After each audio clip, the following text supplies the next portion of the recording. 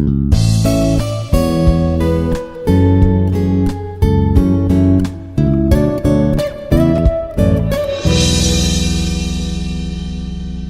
morning, student. This is Anjali, Assistant Professor, Department of CAC, AIML, IRA, Hyderabad.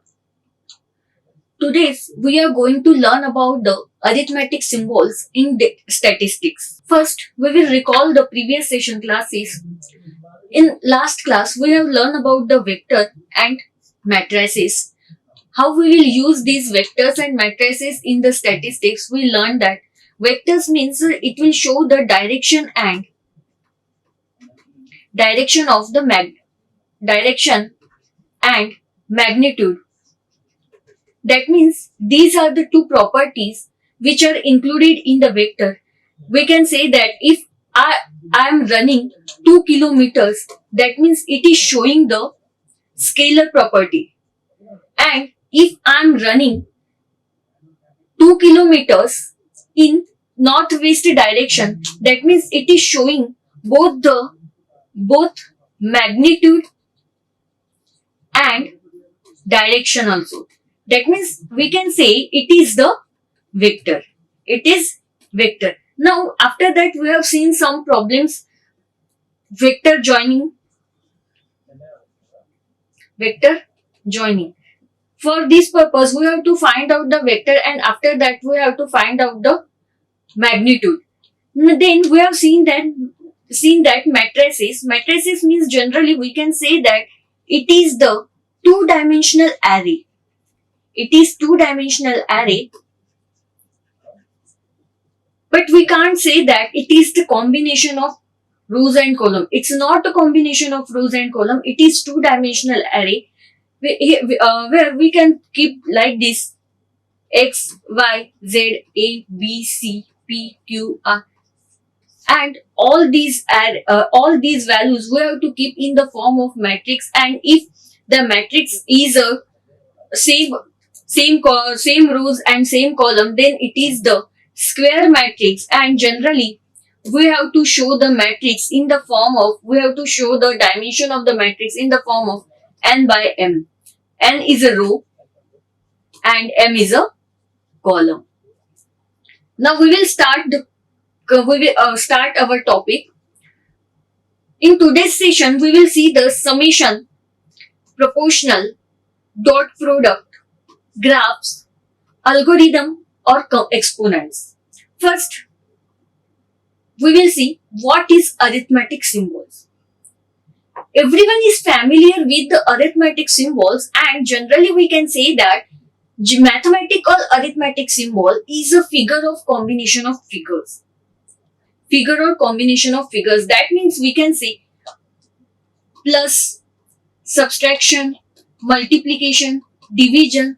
All these are symbols. And all these symbols are used in the mathematics. So it is the arithmetic.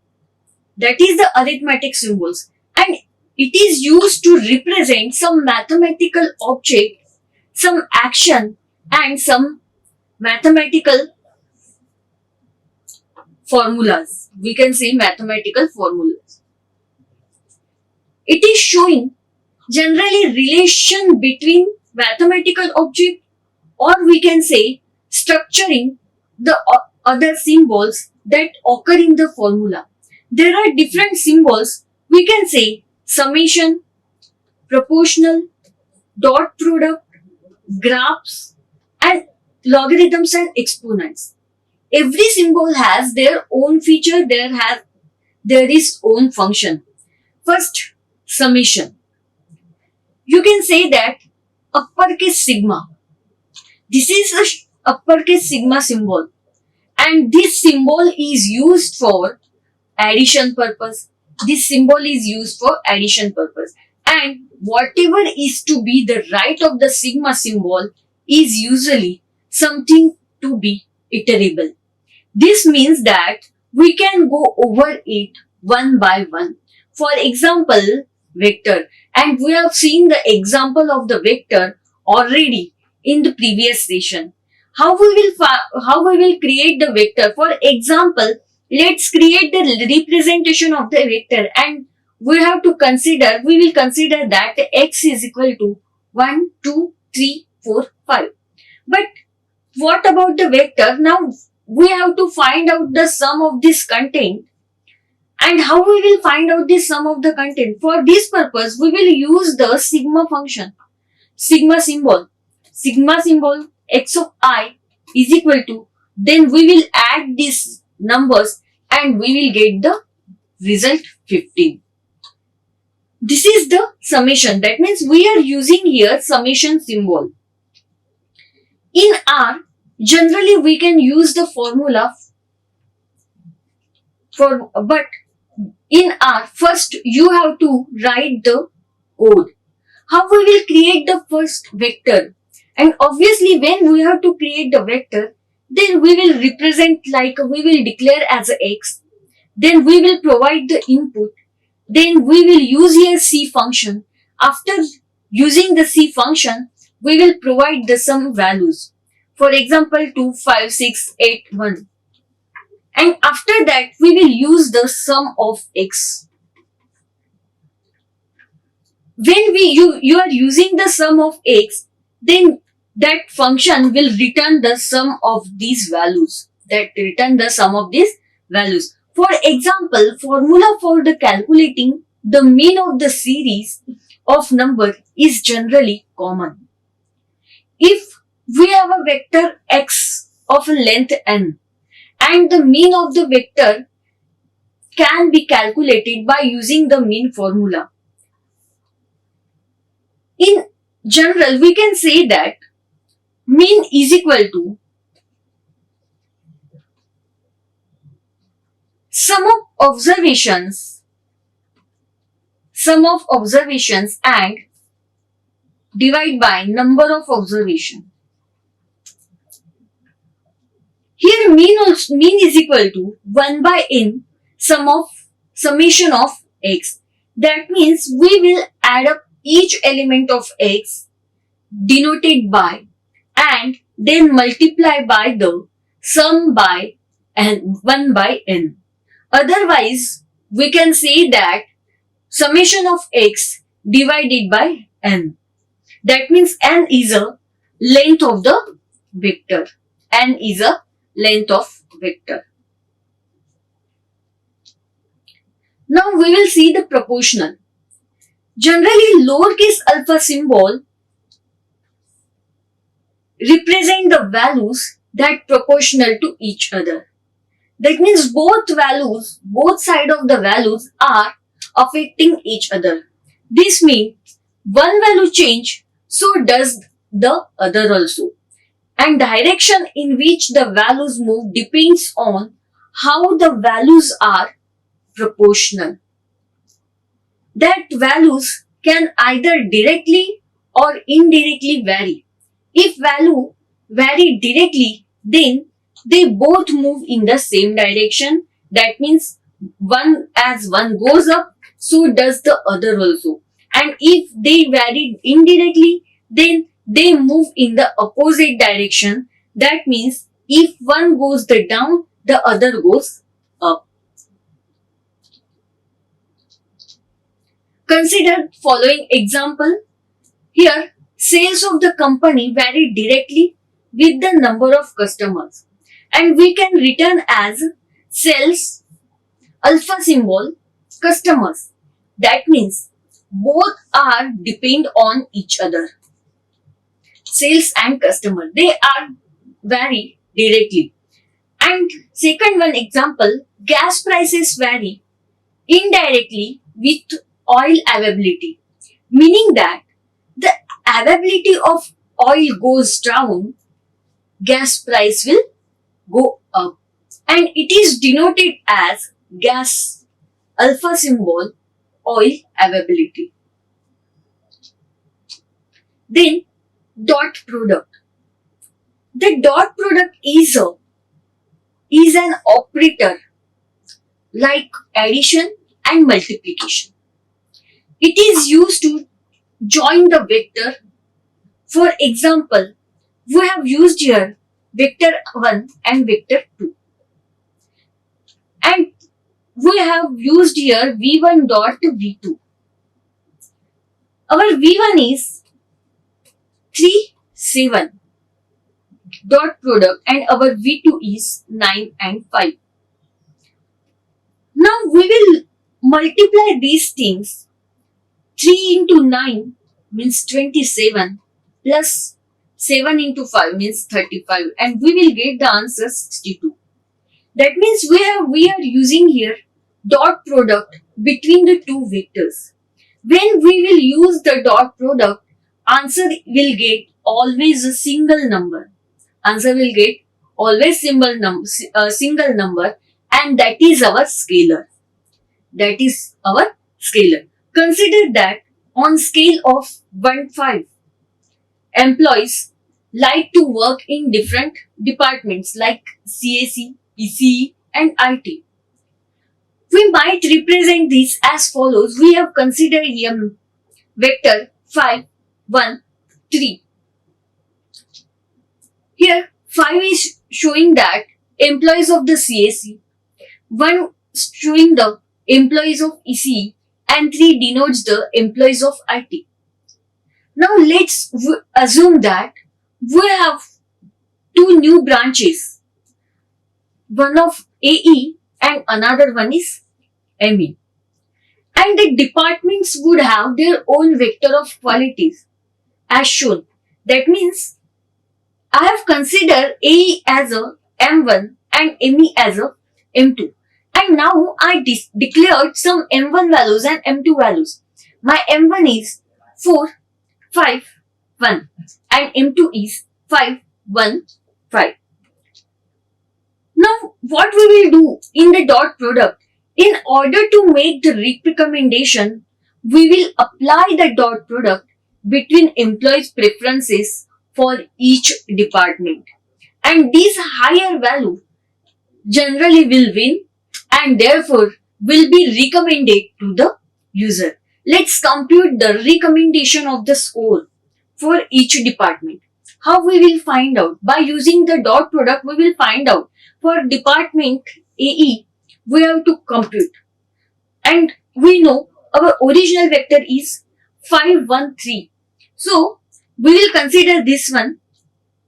And our AE value, that means M1, is a 4, 5, 1. Now, we will calculate. 5, 4, 20, 1, 5, 5 and 3, 1, 3. That means its value is a 28. Now, on what scale is it? We got the 28 numbers, but now we have to find out on what scale it's available. Best score anyone can ever get is when all values are 5, making the outcome as follows. Now, let's see. When all values are following the 5, that means we can say 5 square, 5 square and 5 square. So, it will get the 75. That means our, in given vector, we can see that there is a highest value is 5. Highest value is 5. And lowest value is 1. So, we can find out the initial point and end point. So, when all values are 5, so at that time we are getting the 75. That means this is our end point. We can say that this is our end point, highest value. And the lowest possible score, how we will find out? When the both vectors are containing the 1, then definitely we will get the initial point and that is a 3. That is 3. That means initial point, your initial point is 3 and the last point is 7. That means whatever you are calculating, all values will be available between the 3 and 75. So we must think about 28 on scale from 3 to 75. So to do this, imagine the number line from 3 to 75 and you have to keep the 28 on that line. And now see, let's try for the department ME. Now our original vector is 513 and for M2 is 515. Now we will find out 25 1 plus 15. That means we will get here 41. And obviously 41 is or greater than 28. So putting this number on the same timeline, and we can also visually observe that much better score. You can see 3 is the initial point, 75 is the end point, and 28 is 28 A value. We got the A value 28 and ME value we got the 41. So 41 is greater than 28. Now next point, graphs. In math, generally graph is defined as a pictorial representation, or we can say the diagram which represent data or values in an organized manner. Obviously, we can say that our graphs are always in the organized manner. Generally, it will contain some x coordinate and y coordinate, and that means this is x axis, this is your y axis, and the points on the graph often represent relation between the two or more things. And graphs are common method to visually illustrate relationships between the data. Generally, the purpose of the graph to represent the data and that are too numerous or complicated to be described adequately in the text and in less space. Here you can see this is x-axis and this is y-axis. On x-axis will contain the x coordinate and y-axis will contain the y coordinate.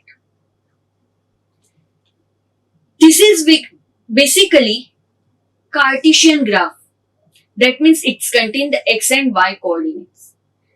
X and y are very standard but sometimes do not entirely explain the big picture. We sometimes refer to the x variable as being independent variable and the y as the dependent variable. This is because when we write the functions, we tend to speak about them as being y is a function of x,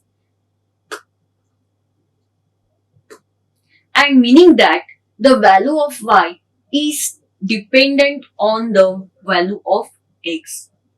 This is what a graph is trying to show.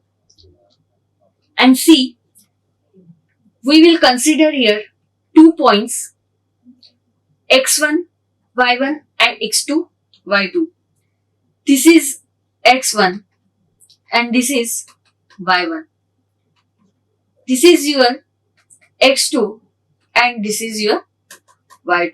That means these are coordinates. These are the coordinates. We refer the point as x1, y1, x2, y2. But by using these coordinates, we have to find out the slope. Then basically we know the formula of the slope. y2 is equal to y2 minus y1 divided by x2 minus x1. This is the slope formula. And slope means we can say the rate of change between the 2 points.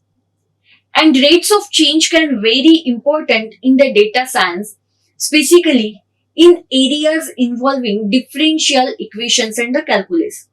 Generally, these are the way of representing how variables move together and what degree. Consider we are modeling the temperature of your coffee in relation to the time that has been sitting out. Perhaps we have a rate of change as follows. That means minus 2 degrees Fahrenheit divided by 1 minute. This rate of change is telling that For every single minute, our coffee's temperature is dropping by 2 degrees Fahrenheit. It is changing the temperature by minus 2 degree. Now, we have to consider the one graph and we have to find out the slope. Here, this is x-axis, this is y-axis, but here you can see two lines which have some coordinates and we have to find out the slope. How we will find out? Here you can see on the blue line, these are your coordinates, y2 and 1, and these are your coordinates minus 1 and 5. Whenever you are moving towards the upside, then automatically it is the rise. And whenever you are moving to right side, then it is the run. And this line is showing that your formula can be changed here. Slope is equal to rise upon rate. Slope is equal to rise upon run. Here you can find out these lines have some positive slope, so you expect your answer to be positive. On the blue line, our rise is 4. Our rise is 4 and our run is 1. How we will find out? By using slope formula, you can find out the rise and run. So, y2 is a 5 and y1 is a 1 and our x2 is minus 1 minus and x1 is a minus 2. This is 4. We will get the 1. That means our slope is 4. Even by seeing the diagram, you can find out the rise and run. And you can put directly value here. You can see that 1, 2, 3, 4. That means its rise is 4 and this is 1. So its slope is a 4. Now second one is red line. How we will find out slope? Again, I already told whenever you are moving towards the upward, then it is the rise, and when you are moving towards the right, then it is the run. You can say here your rise is 1 and your run is 4. 1, 2, 3, 4. And your coordinates are minus 1, minus 2, 3 and minus 1. Slope is equal to y2 is a minus 1 minus 2 and your x2 is a 3 minus 1. Here you will get 1 by 4. That means your slope is equal to 1 by 4 and the slope of the blue line is a 4 and the slope of the red line is a 1 by 4. When you look at these two lines, you can see that blue line is steeper than the red line. Actually, it makes sense of the value of the slope of blue line is a 4 greater than value of slope of the red line 1 by 4 and the greater the slope is the steeper the line. Now the second one question, there are also some coordinates and you have to find out the slope. Now how we will find out? Here we have some coordinates minus 3, minus 0.5, 0.25 and another one 3, 4.25. How we will find out? This is our x2 and y2. This is our x1 and y1. And our formula is a slope is equal to y2 minus y1 x2 minus x1. Now y2 is 4.25 and y1 is minus 25. After that x2 is 3 and x1 is minus 3. Here we get the 4.5 and this is 6. So now your slope is 0.75. This is about the graph. Now we will see logarithms and components. Actually, an x component tells you how many times you have to multiply a number to itself. Here you can see 2 power 4. That means this 4 is showing that your exponent and 2 is your base. Whenever it's showing like 2 power 4, that means we have to calculate like this 2.2.2. That means this is our answer 16. You are multiplying the number by itself, and logarithm is the number that answer the question actually what exponent gets me from the base to this number, and it is denoted as a log base 2 16 is equal to 4. Here this 2 is your base and this 4 is your logarithm.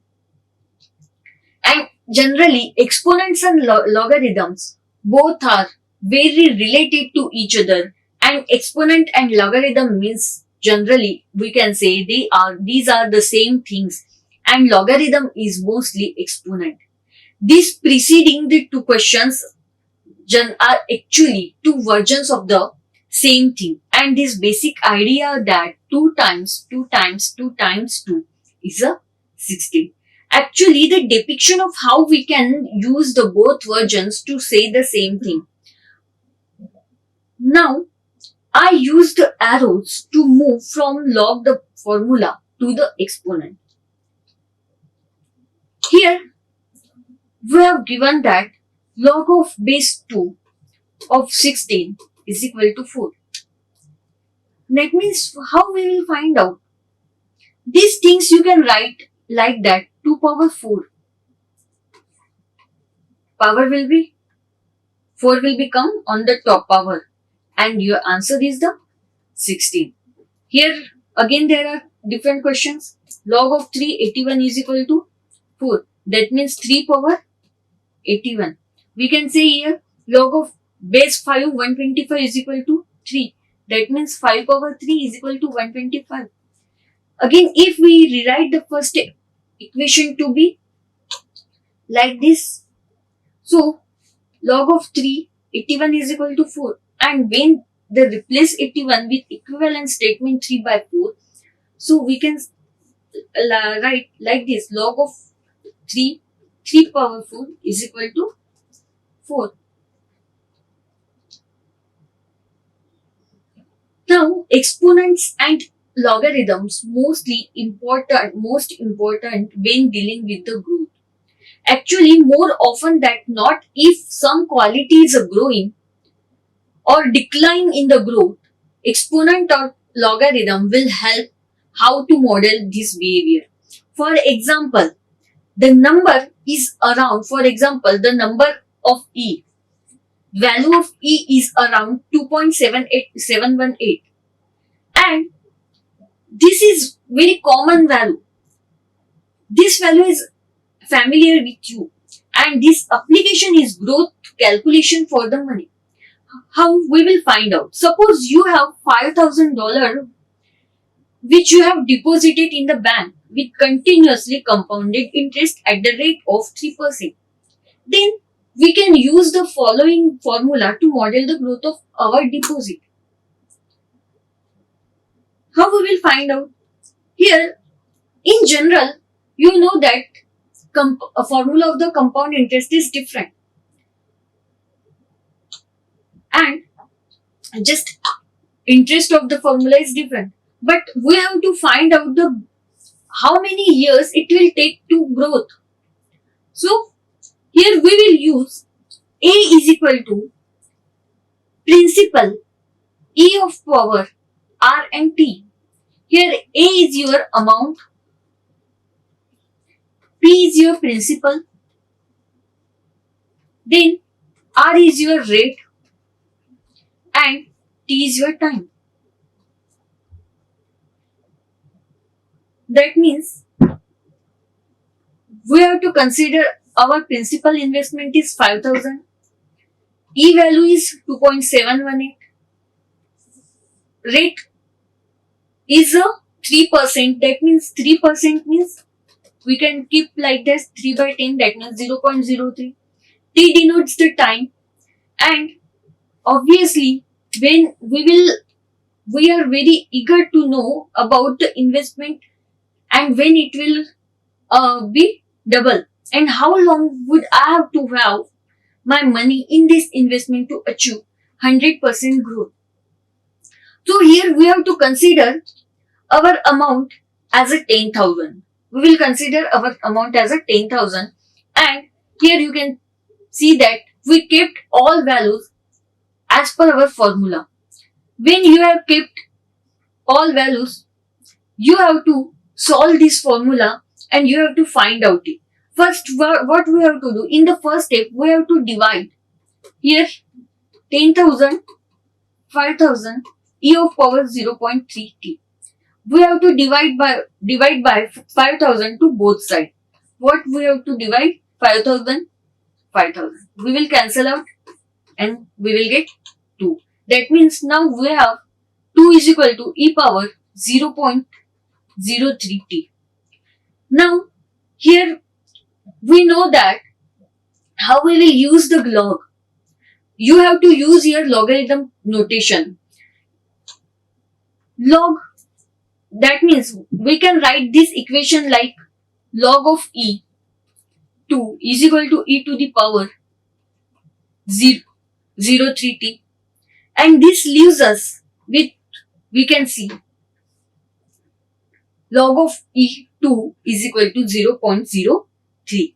Now we will solve out how we will get this value. When we are taking the logarithm of a number with the base e, then it is a natural algorithm, and we will write like this: log of 2 0.03t. Now we will find out the log of 2 values, and log of 2 value is 0.69 and now 0.03t. Now we have to divide to this value and we will get that t is equal to 23 years. That means it will take 23 years to double our money.